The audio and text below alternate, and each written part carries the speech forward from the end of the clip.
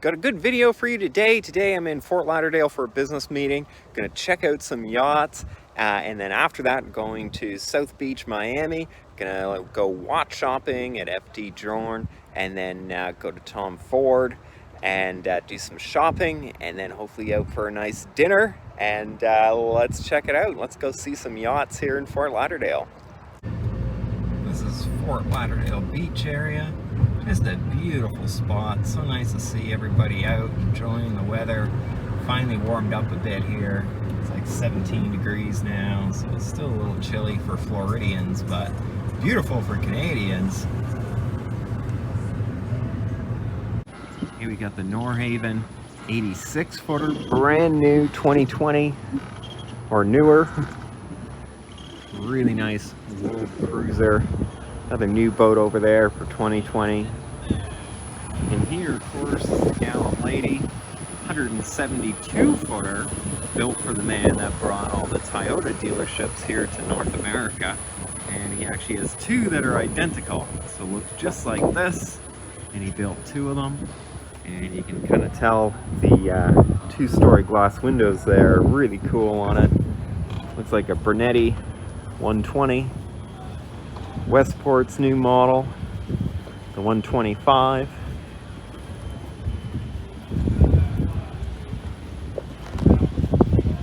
A sports fisher.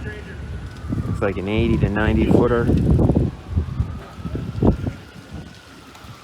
then this blue hull boat up here is 194 feet. Massive yacht. And this boat over here never settled. That was the type of boat that Van Mala had, and he just had sold it. So it might be the same yacht, I'm not sure. It got renamed. And this one here is an Ocean Alexander. They're new models. They're doing that enclosed fly bridge up there. I think it looks a little off scale to the boat. Just looks odd. Top heavy almost. And there's a fast boat for you. That will get you over to the Bahamas in no time. Jet driven boat. Very cool. You can see the Gallant Lady there. He started building yachts in the early 90s and built quite a few, all with the same Gallant Lady. Some guys working on the boat. This is a 164-foot Trinity yacht, and the owner of this boat made my favorite alcoholic drink back in university and then named his yacht after the drink. So really good drink if you know that booze. It's a nice kind of Irish cream type of thing. Goes down smooth, coats the stomach so you can drink more. Always a wise idea if you're going hard on partying. So these yachts are actually a semi-custom yacht because they made quite a few of these 164 footers. And even one for the Donut King of Canada. Ron Joyce bought one. So it's pretty neat. And one of the highlights of this yacht is the split owner stateroom, which is up here. So it's two levels.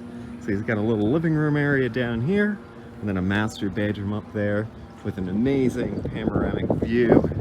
It would be quite the sight. Now the boat over there is an older boat built by Fed Ship, 149 footer, and then refitted afterwards to give it a modern look. What an amazing yacht. Now, I do believe this one's actually for sale and for charter, so if you want to charter it, I think it's probably around $300,000 a week, or you can buy it, I think, for $20 million or so.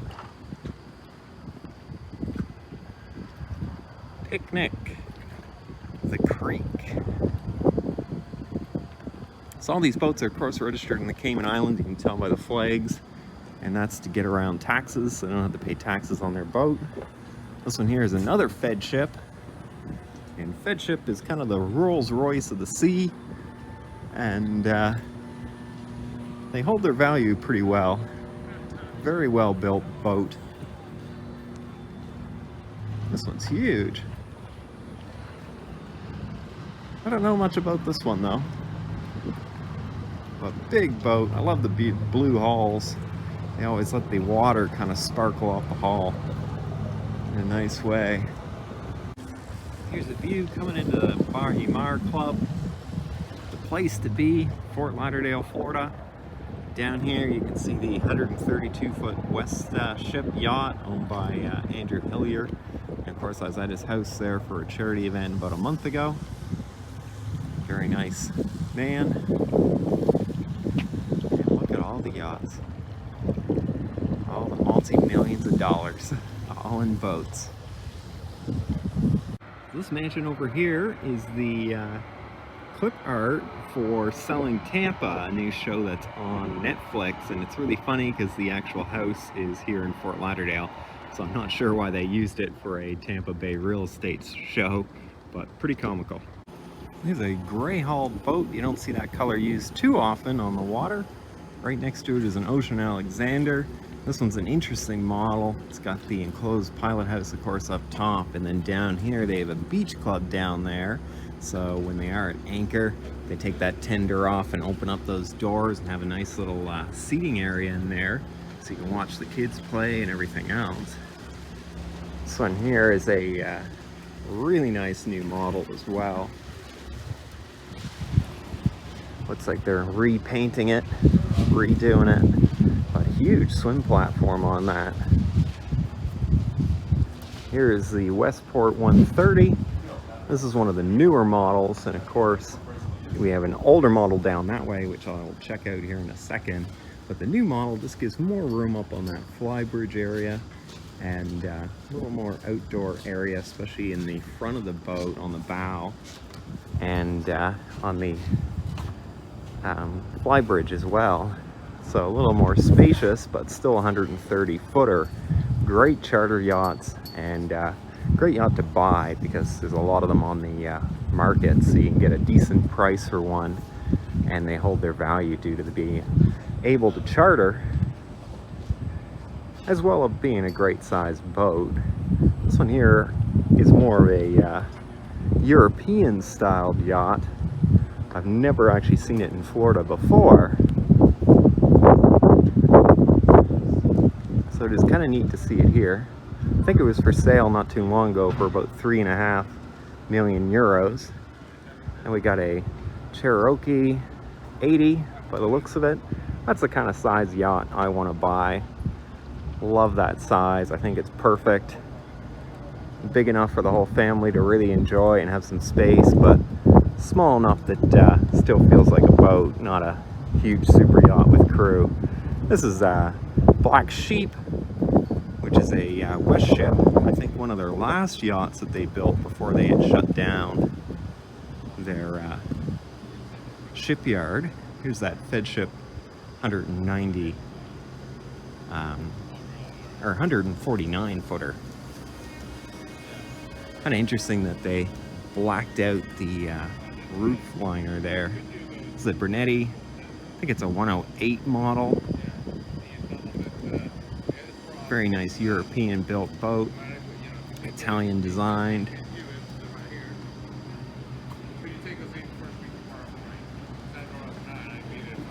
And we got a Hardgrave 90 triple net. Probably they own a real estate company, would be my guess. Here we got a Canadian built boat, and then they went over to there you go, US Customs foreign zone, so maybe they just came in from Canada area or the Bahamas or something. And here is the Westport 130, the older style model, which I fell in love with, absolutely. They did put out quite a few of these hulls, so it's a very popular boat, really popular for families to charter, and absolutely beautiful. You know, when this came out, I think it was 2003 when the first hull got built, but just look at how they did the stairs for the transom. Beautiful, beautiful boat. Nice big dining area on the aft deck. Great spaces. You know, they had an on-deck master suite, and the bathroom was all done in marble. Beautiful. Here's another Nordhaven. Got to see the newer model of this boat over there. This one has the hot tub up top. Always a very classy feature on a yacht. I think it's the 86-foot model. Could be wrong, could be a little bigger. And here's a 98-foot Princess yacht. Of course, built by Viking Yachts. And then they did another brand called Princess. I think that yacht was for sale for $3.8 million US, if I remember correctly. I still love the Princess 75-footer. They did a good job on. As soon as you get into the 90 plus feet and you got crew to worry about and everything else, it gets a little annoying in my mind. Because on that size boat, there just isn't room for live-on crew. It's a little bit cramped in the crew quarters. So that's it for the yacht spotting. Hope you enjoyed it. Obviously, I'm a huge yacht enthusiast, as you can tell, and lots of really cool boats here in Fort Lauderdale to always check out. Now let's go hit up Miami. Now that I'm dressed a little more Miami, even got the special shoes on today, finally made it here to go look at watches, so can't wait to go see what they have and order mine. And here's the watch. Here's the watch. Beautiful.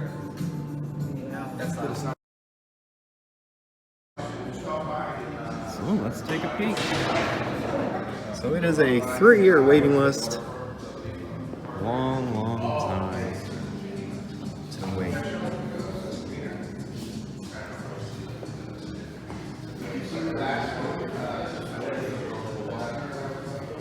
I'm gonna walk in an interesting way just so I don't get any of their customers in the video for privacy reasons.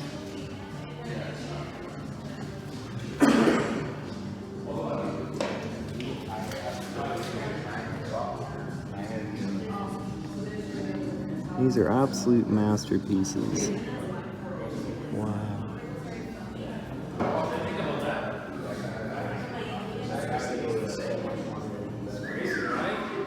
Very neat to see. Beautiful, beautiful space that they have filled out. This is the one I ordered right here. Willing to wait the length of time I need to get it. A long time. Can't wait to have it. So there's the Brickle. You can see all the luxury high-rises. We got an Azimuth 100 right here. It just got done at FP Journe, and on a waiting list. It'll be about 3 years till I see my watch. So can't wait. But they did give me a catalog. So at least I got to take something with me today. But always sad when you're on a waiting list for so long. What a gorgeous boat for 100 feet.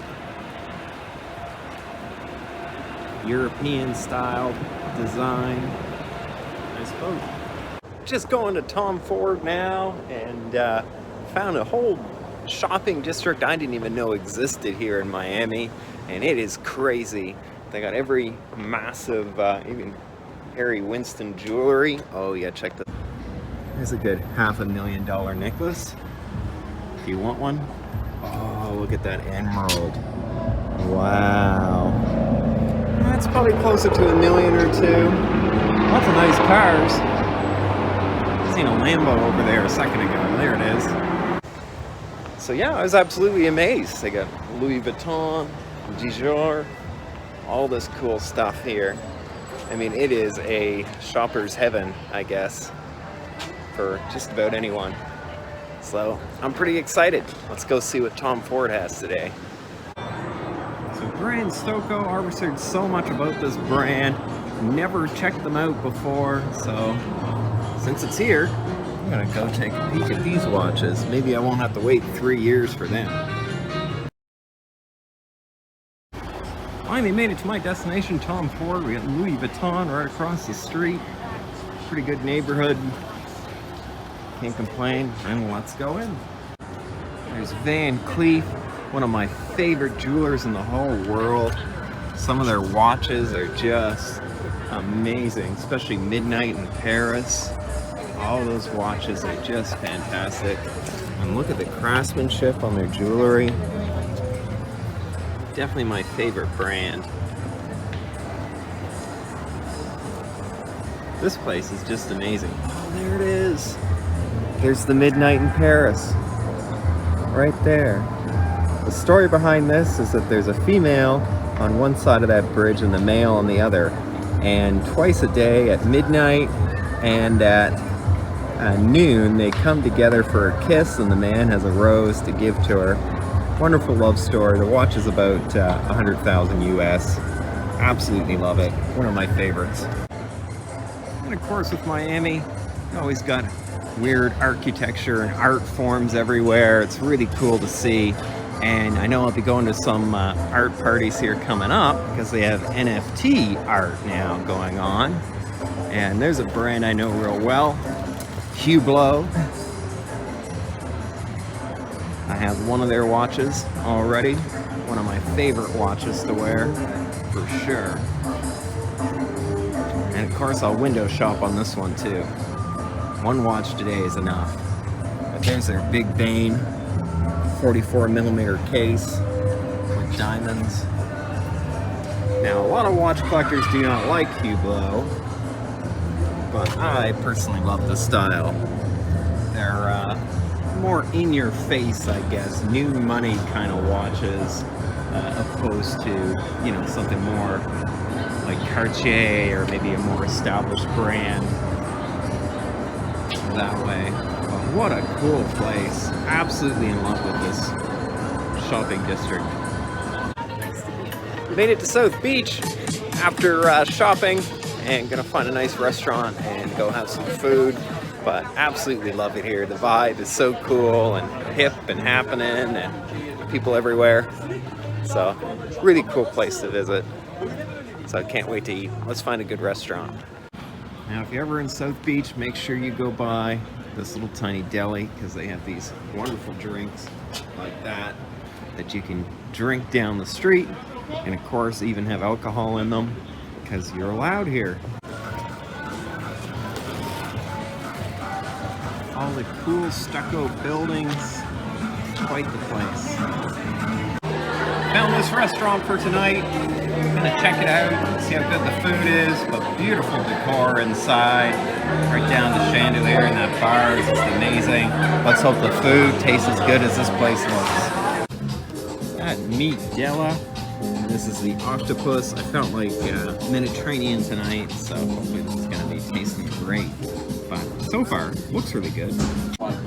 And the second course is jumbo shrimp with almond.